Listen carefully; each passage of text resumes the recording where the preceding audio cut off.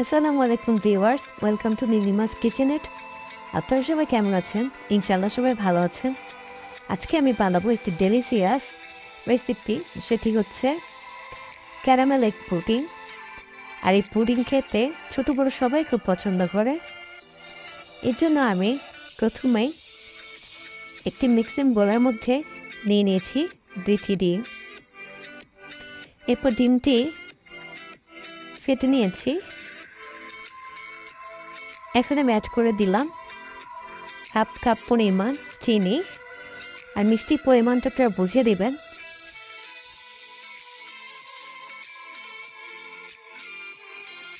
দুই ফোঁটা vanilla essence, এতে করে ডিমের কাঁচা গন্ধটা চলে যাবে।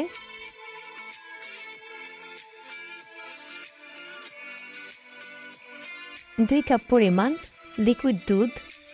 আর এই দুধ আমি আগে জাল করে নিয়েছি। আর এটার একটা সহজ উপায় আছে, ডিম যতটুক হবে ফেটার পরে তার দ্বিগুণ দুধ দিতে হয়। এখন আমি একটি ছাঁকনির সাহায্যে দুধগুলো ছেঁকে নিচ্ছি। এতে করে কোনো লাম্পস থাকলে সেগুলো বেজে যাবে, আর দুধের শর্ট থাকলে সেগুলো বেজে যাবে। এতে করে পুডিংটি খুব সুন্দর হবে। এরপর আমি হাফ কাপ পরিমাণ চিনি একটি প্যানের মধ্যে নিয়ে নিয়েছি। আর এরপর আমি সামান্য একটু পানি দিয়ে দিয়েছি, যতটুকু পানিতে চিনিটুকু ভিজতে পারে। 10 মিনিটের মতো সময় দিয়ে চুলার ফ্লেম ছিল মিডিয়াম। তো আমি চিনিগুলোকে ক্যারামেল করে নিলাম। আর চুলার আঁচ বাড়িয়ে দিলে ক্যারামেল পুড়ে যাবে, আর কমিয়ে দিলে পানি শুকিয়ে চিনি আগের মতো শক্ত হয়ে যাবে। একটু সময় নিয়ে ধৈর্য সহকারে ক্যারামেলটা করে নিতে হবে।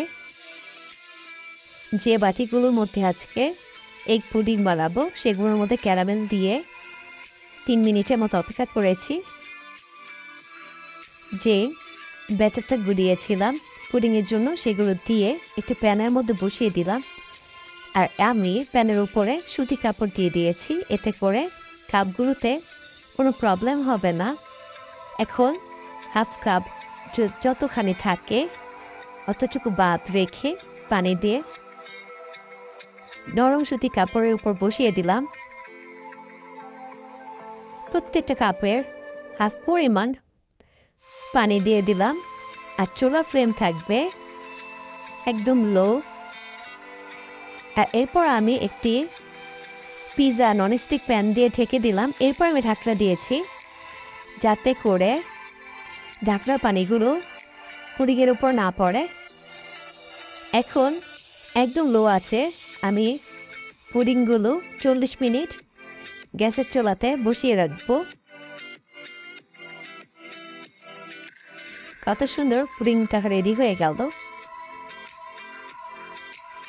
আর কাকে কেমন লাগলো ভিডিওটি আমাকে লাইক কমেন্ট শেয়ার দিয়ে জানাবেন। আর যদি ভিডিওটি ভালো লাগে শেয়ার করবেন আপনার ফ্রেন্ডস অ্যান্ড ফ্যামিলির প্রোফাইলে, সোশ্যাল মিডিয়াতে।